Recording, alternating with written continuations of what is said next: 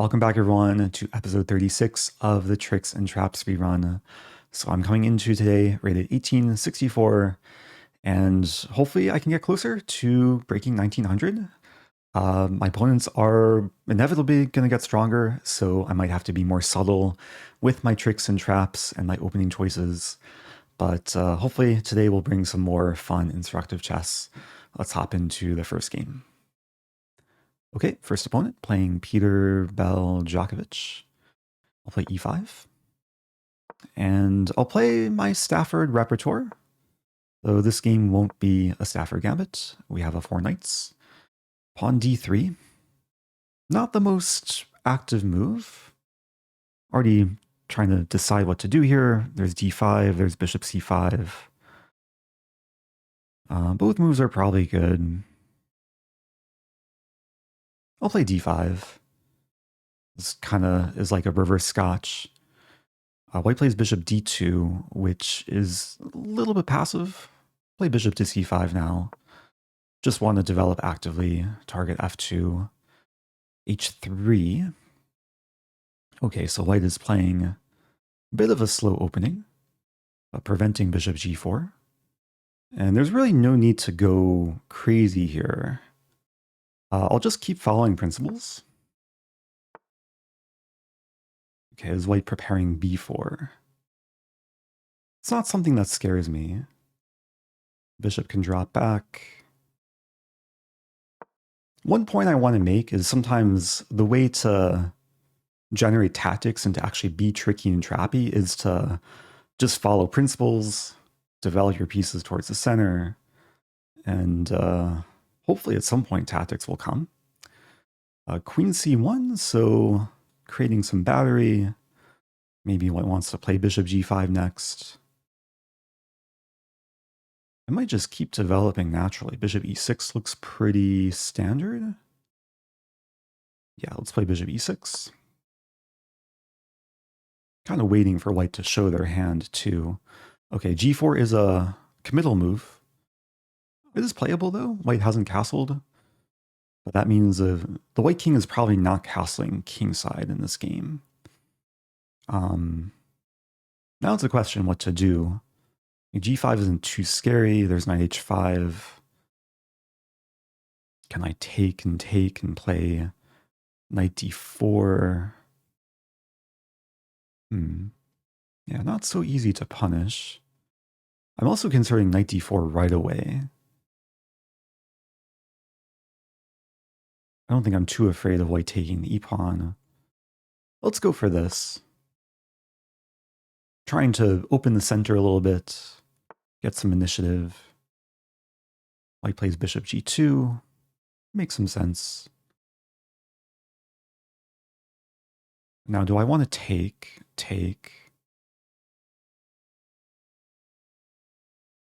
Not sure if that does much for me. I'm thinking c6 just to be solid, prepare queen b6 ideas. I'm realizing I might have to be a little bit careful about knight takes e5. Like c6, knight takes e5.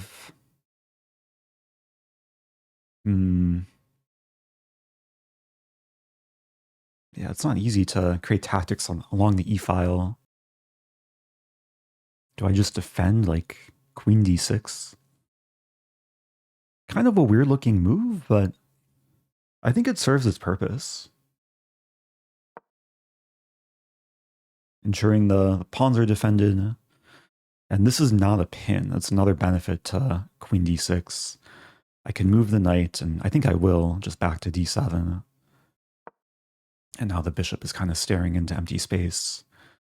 And there is a maneuver here, knight f8 to g6, and then targeting these squares, which cannot be covered by a white pawn. So white plays queen d2. I'd be happy to see castling queenside from white. I'm just going to keep reinforcing the center, trying to build my optimal structure. Yeah, white castles queenside, I might consider sacking. White plays knight e2, so yeah, d4 is a big focal point.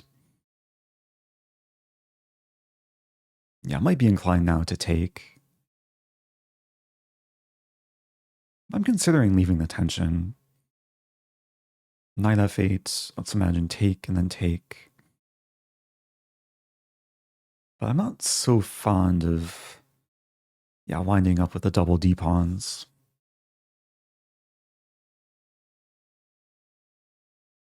Another idea is takes, but there's bishop takes, so I'm not winning f2. Oh, so what if I play h6 first? I guess bishop h4 defends. Maybe f6 first? Still similar. There is a trap here, f6, bishop e3, then I take and trap the bishop. Let's start with f6. If bishop h4, then the bishop can't return to the center. Again, I'm calculating these lines. Takes. We trade queens. It actually becomes positional. Okay, I'm going to start with this. Even though I am trying to play like tricky, aggressive, trappy chess in this series, sometimes certain positions will call for more positional play. Oh, but okay, this could get tactical. I was expecting pawn takes. So queens are not likely to be traded. I take with bishop is interesting. But then after takes, I'm pinned. If I take with pawn, then this diagonal opens up. Okay, I'm going to take with pawn. I get some space. Imagine white will take back. Takes with bishop. Okay, I'll play bishop d5. Yeah, I burned a decent amount of time early on this game, but I'm happy with the position. Let's centralize the knight. Been controlling the center pretty well. I have a feeling long-term, the white king might not have a super safe place. All the pawns having advanced on the king side. Okay, white's still trying to be solid. Any tactics? G5 is interesting. G5, but then... Oh, bishop f2, I win the pawn? Oh, but bishop g3 and the bishop's defended. Huh. Yeah, bishop g3 is coming. What to do? I'm going to play a5. I'm imagining ideas of a4, bishop b6, and then bishop a5 to pin. I'm not too afraid of this. Like, it's a pin, but bishop g3 I don't think threatens anything, as far as I can see. If f4, I can move the knight. Okay, so we trade. I have the bishop pair. Yeah, three minutes to just under 8 minutes. But things are heating up. I have b5, b4 ideas. Looks nice. Yeah, let's start with this. I mean, generally, when there's offset side castling, you want to look for ways to open files. So white actually probably wants to play g5, which is maybe a small concern. Yeah, I think I have to let it be and focus on my own attack. But yeah, the way to open up files is to go for pawn breaks. And b4 would be really nice to make the b file open. Also, if the pawns get traded, there's like a3 ideas. So knight f5. Oh, there's a funny line. There's a queen sacrifice line. Knight f5, I take. Oh no, my queen, I push. Threatening mate, and white can't stop me from queening. That's really nice. Really hoping to see knight f5, because it's a very natural looking move. Oh no, my queen. Okay. Took a while to get tactical, but I think this is a good kind of tactical. Now queen b8. Queen b8 looks nice. Saving the queen. Threatening mate. And white's attack is pretty much non-existent, even though there's potential it would take a few more moves. Can I dive in with the queen? Oh, there's almost like bishop a2 check. I don't think it works though. I think I should just take. And then, I mean, white's king shelter is going to fall apart pretty quickly here. If queen takes... Wow. Okay, let's push. I mean, two pass pawns about to do some dirty to the king. Probably queen b3 coming. Is queen b3 still possible? Probably not. Okay, there is some blockade actually. Can I sack the rook? Take. I think I just play this. Let's sack the rook. So if takes, I take. If takes... Yeah, where's the knockout?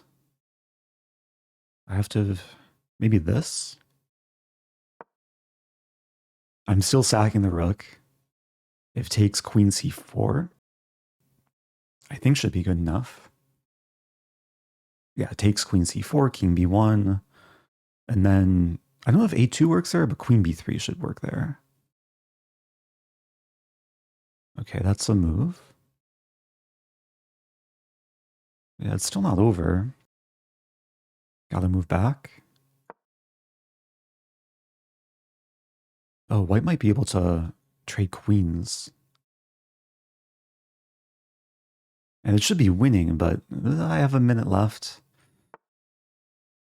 Okay, let's take, and then rook e2.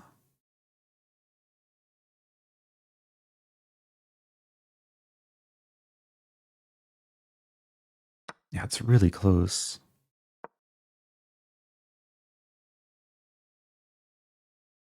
There's takes. Is it not enough? Check there. I think it's actually force mate. Or like almost force mate. So rook takes d4. I queen, takes, and then check. Okay, that's something to analyze after the game. Maybe white saw that coming and that's why they didn't take the bishop.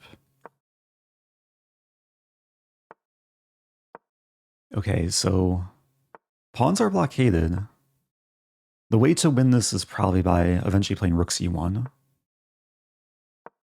Getting rid of this rook.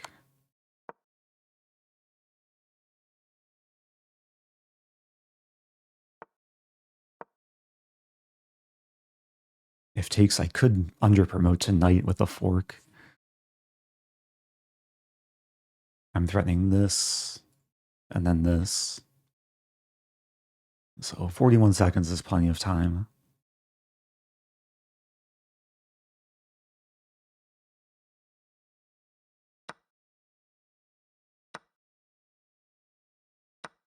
Okay, that's mate. Okay, exciting game. Yeah, it started off kind of slow opening, like not super tactical. I wonder if I could have been like more aggressive. Sometimes with these openings, you want to go for this quick knight g4, or even sometimes d4. d4 will close the center though. Maybe I could have considered like h6 g5 ideas. But yeah, I tried to be like simple and practical. Okay, knight d4 is one of the top engine choices. And yeah, it took some patience.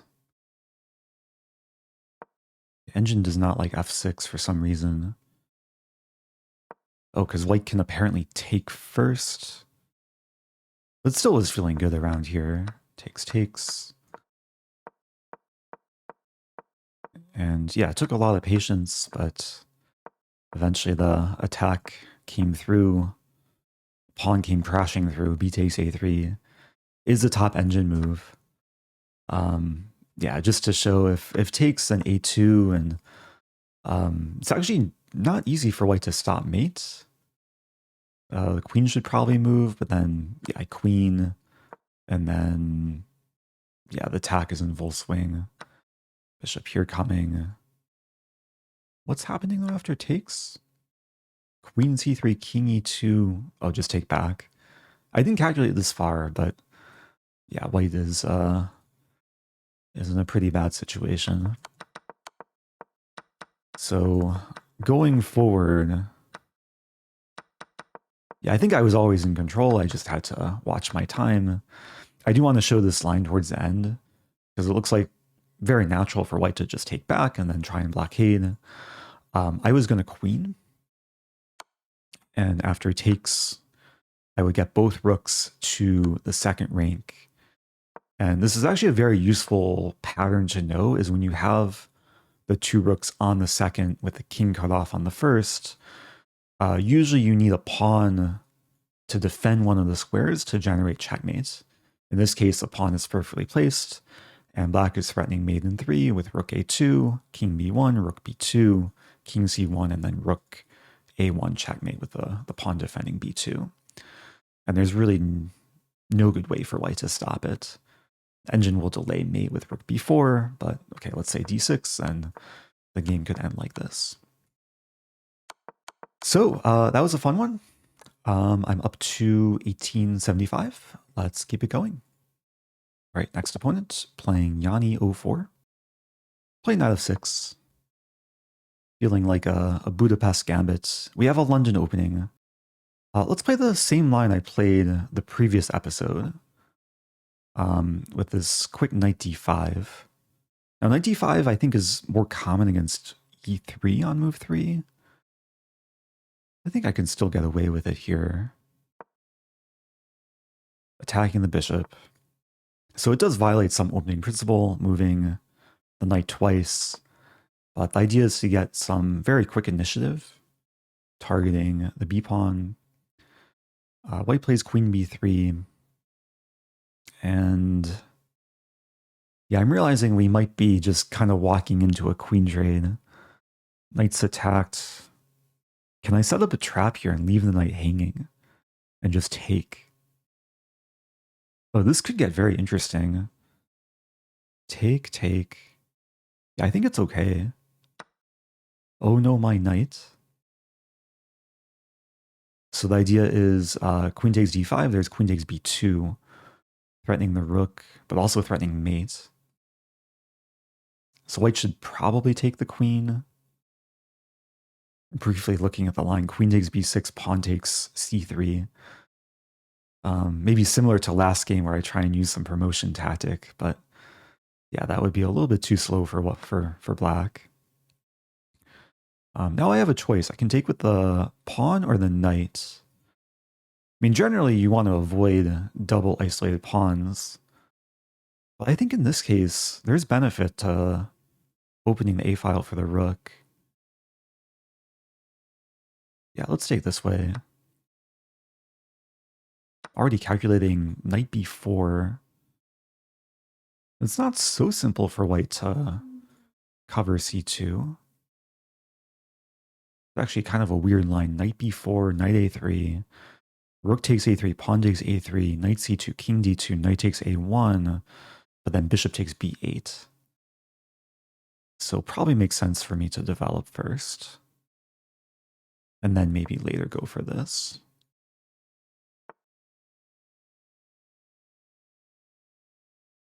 But is it worth my time playing this move? Let's do it. White's going to have to do something awkward to defend. And I don't think knight a3 is good allowing this line, even if my knight might get trapped in the corner. Okay, so white does allow it. Yeah, let's go for this. I think it is likely the knight's getting trapped, but I should be able to win a pawn. Like assuming... I was actually assuming the king would try and trap it, but this also makes some sense, just preparing this and this. So this is actually kind of a common situation in chess where you take a rook in the corner, the knight is stuck, and it's a question like, can I rescue the knight? Is there any sort of rescue mission I can create here? Like knight a5 comes to mind. I want to consider all the attacking moves. Like d5 takes bishop f5 to prepare this, but then probably e4.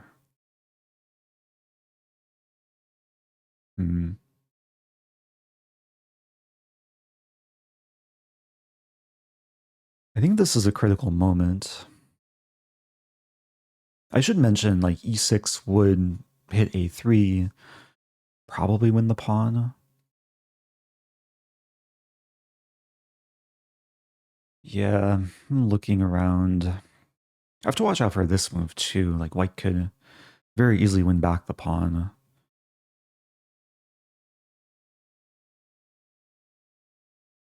So I'm looking at knight a5, bishop b5. It just doesn't seem to accomplish much. If anything, that maybe helps white. I guess I would have knight b3 as a desperado. Yeah, I kind of like e6 just immediately.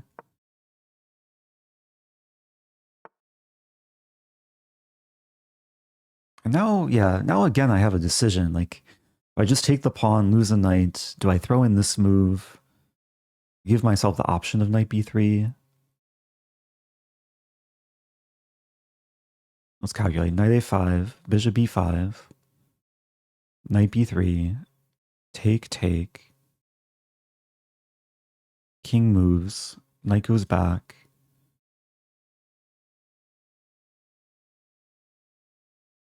It looks reasonable. I'm not 100% sure though. Looking at d5 as well. d5, bishop here, take. Actually, I think I like this better. Yeah, I'm going to start with d5. I do like provoke the bishop to pin me, which white doesn't do. Okay, let's take... I was going to say that the bishop on b5 would block the b file. So I guess this allows for rook b1 ideas. Bishop d7.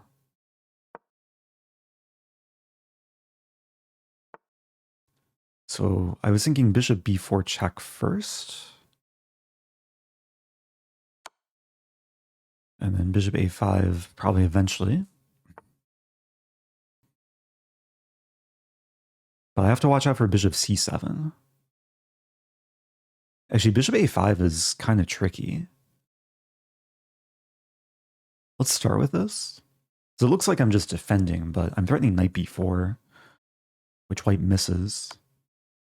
And now white's in a spot where if the king stays defending the bishop, it walks into some discovery. Actually, king d2, I was going to say, it looks like I just win the pawn, but I would win the bishop with knight a6. Can show that after the game. Okay, bishop a4 looks pretty good. And there's no reason to castle here. The king is probably happier in the center. It's an endgame. So another game where I'm significantly down on time, but okay, the use of time paid off.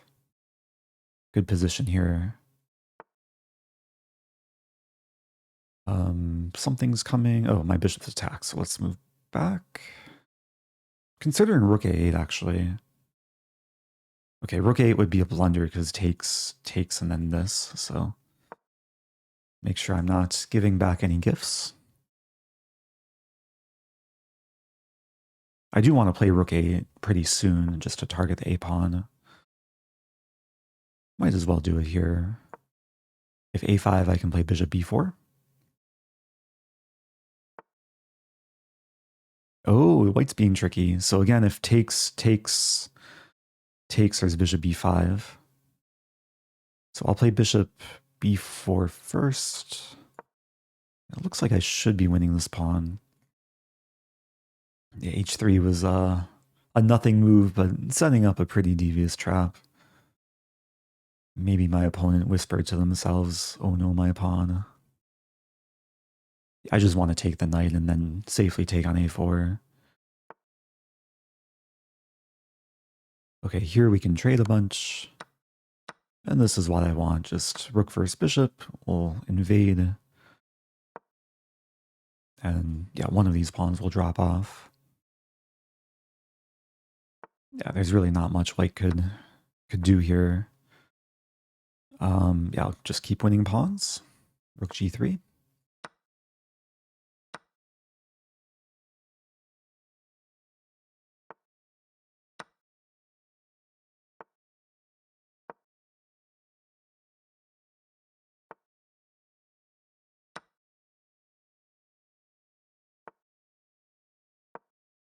Okay, the rook just had a 3-course meal. Now it's time to start pushing.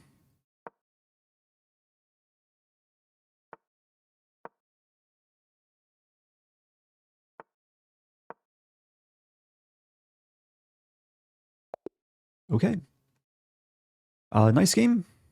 Some interesting ideas early on in this game. That's one thing I like about this knight d5 line. It can lead to like very unusual positions from early on, which can definitely be outside the comfort zone of a lot of London players, including myself. I used to struggle against this line back when I played e3, and yeah, black gets some interesting initiative. So what happened this game? c3. According to the engine, queen b3 is not the right move. Apparently e4 is good here. Sacking b2. How does this work? Wow, so white can sack and be better because the queen is stuck. Okay. Yeah, queen b3 is very natural. And then going forward... Yeah, my opponent walked into this line, but it turned out to be very playable for white. Engine says it's close to equal. Curious if I had anything better. Yeah, engine says, okay, d5 is one of the best moves. And yeah, it's not easy for white to win back the pawn. And then white fell into my trap of, yeah, just a knight b4 threat. And bishop c7 actually makes it so white loses a piece. After this, if king d2, I have knight a6 to win the bishop. Yeah, there's no better discovery. I don't want to take the pawn. I want to win the more valuable piece. And yeah, the rest of the game was very smooth. Just had to avoid walking into this trap of taking, and yeah, this would give away the whole advantage and potentially lose the game, which I did not want to do. So that brings me to 1885. Let's do another. Okay, playing the golden toe. Play e4. Is it time for more Ponziani? I played Ponziani last episode. Had some good success with it. And it can be an effective opening at this rating level. Like a lot of players sub 2000 do not know theory and very often will concede the center like this. Okay, I want to be a little bit mindful how I develop. I'm going to play a move that I had actually analyzed in a similar position from last episode. is h3. This is very, very typical in the Ponziani, where you want to prevent the bishop from coming to g4. And here the bishop can't easily develop because, yeah, bishop e6 is d5. So black does something similar with h6. And now bishop d3 or bishop c4? Let's play bishop d3. And I'll castle. And it's a bit hard for black to just be active here and find a comfortable way to complete development. We might see rook e8, bishop d7, but the play is kind of slow. And if d5, I'm usually happy to play e5. Actually, e5 is probably my eventual plan, which I can do right away. Yeah, pawn e5. And the knight is forced to a slightly awkward square. Now, it is true maybe black wants to trade some minor pieces with knight g5 or bishop g5. So, yeah, what to do? One of the first moves that come to mind is bishop c2. Like, very simply preparing queen d3 with some mating ideas. I like it. Let's do it. There's also a funny idea, like if black tries f6, which could be a potential pawn break, then there's knight takes d5, queen takes d5, bishop b3 with a pin. Okay, we see knight g5. Now queen, and queen d3 would probably force g6. Oh, actually, no, queen d3 would allow this. So if I want to play queen d3, I probably have to take first. Which looks good, actually. Let's just take. If bishop takes, I have f4. Avoid the trade of bishops. Yeah, this looks really nice.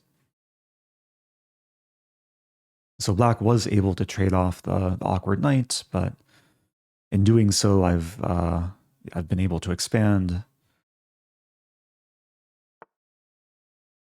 Now, yeah, queen d3, g6. Not sure if that does much for me. That would actually allow black to prepare bishop f5. So f5 is definitely a candidate move.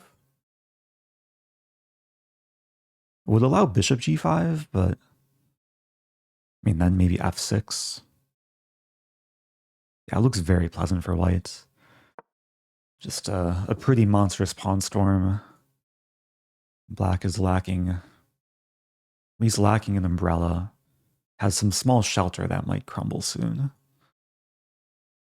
Yeah, both bishops, even though this bishop's not technically developed, it still helps influence the king side and pressure the king side. The rook is also well placed. And yeah, I think f6 is the way to go. Now I should calculate, like f6 takes, what's my follow-up? Then there's some queen d3 ideas. Yeah, I don't want to overthink it. I'm just going to play f6. If takes, I could also consider taking back. Okay, here, considering this, but yeah, let's just take with the rook. Yeah, this looks very miserable for black.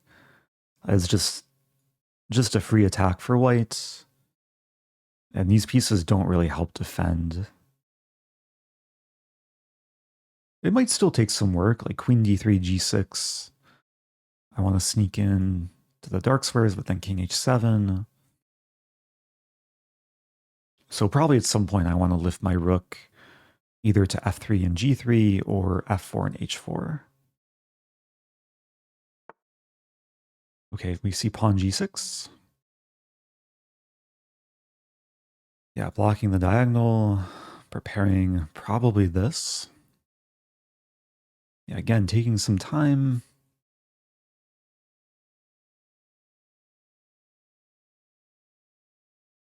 I'm calculating. Oh, there's a crazy line. Rook f4, king h7, queen h5 is interesting. Rook h8. I'm calculating the queen sack. Takes. Rook h4, king g5. I don't think there's enough there. I like the idea of starting with rook f4 though. Rook f4, king h7.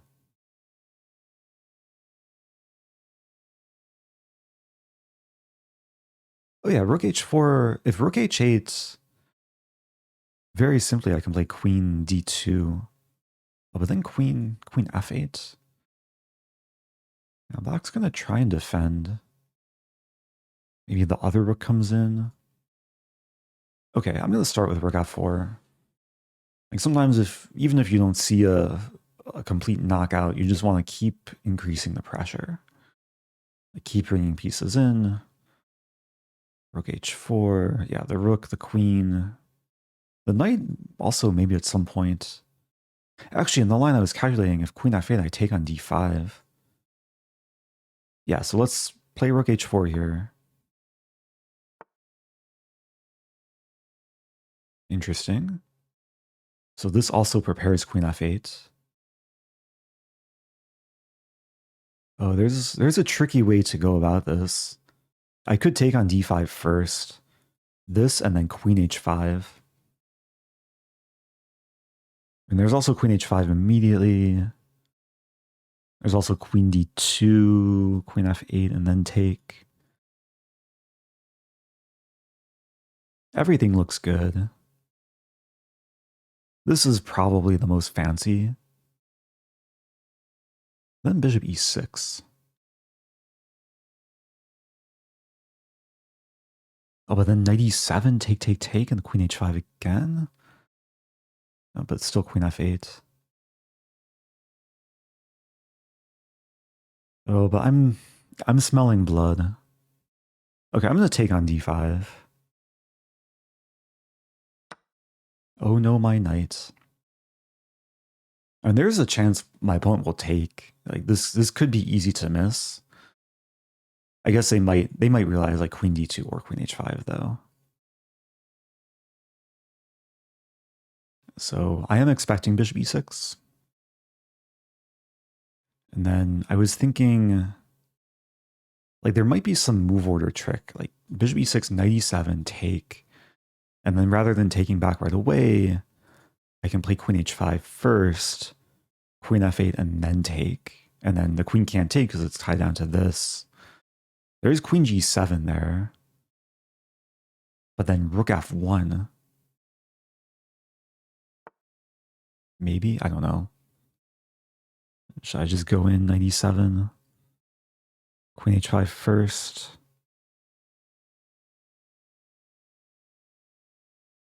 There's knight f4 ideas too. I shouldn't take too long.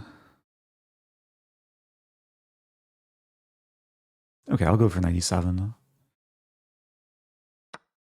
And now this.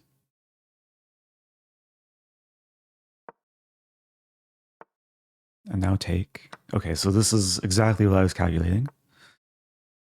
And now, yeah, I thought rook f1 would threaten something, but maybe not quite. Push. So black wants to play this and take. Some d5. Feels really close. I have queen g5 to defend. Yeah, I'm going to start with rook f1.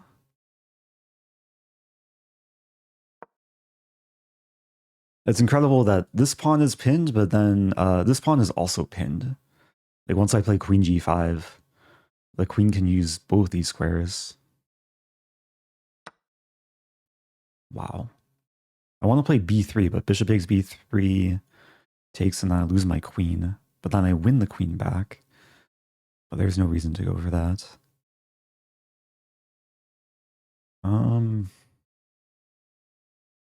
Yeah, that's slightly annoying, actually. Take. Let's play this. Actually, let's play this, yeah. So now I am threatening b3, maybe, to cut off the bishop. This bishop is no longer tied down to pinning the pawn. The rook is tied down to pinning the pawn, though. So what I want to do is b3, and then rook takes f7. Takes, and then checkmate. So Lac should probably move back to e6. Okay, here, yeah, b3. Looks pretty good. The queen defends e7. And black is almost completely paralyzed. Like, this is almost zugzwang. If the pawn moves its forced mate, the queen is completely stuck, queen h8 its mate. The king is also stuck defending the pawn. This rook has, okay, it has h8. And this rook can only like move on the back rank. But I'm also threatening rook f7, which will just end the game. So pretty beautiful position. It's equal material, but yeah, material does not always tell the full story of the position. Okay, takes on b3, so I can take back. Rook f7. So I don't have rook h5 with the same effect. Or do I? I think I do actually. Rook h5 takes and then check. Yeah, that works. No mercy. If f5 en passant check. Not quite en passant mate though.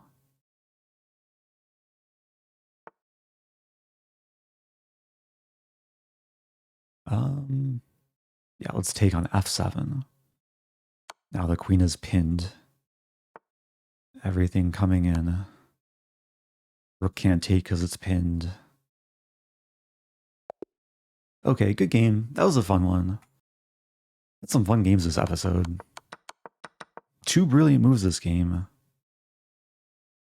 I can't resist seeing what the brilliant moves were. You had a nice tactical find in this game. You found the Knight right takes idea by d5. sacrificing your knight. This will win a pawn with correct play. You sacrificed your rook to secure a checkmate. This move will win a queen with correct play. Okay, so yeah, feel good game.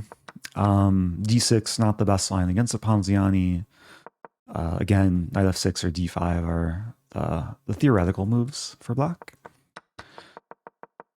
And yeah, what more to say? I felt like that was pretty clean. Well-controlled attack. And yeah, some nice tactics in the end as well. Doesn't look like anything major was missed. Okay. So I'm going to end it there. Hope you guys enjoyed the chess today. As always, if you like the content, do subscribe, and I'll see you guys soon.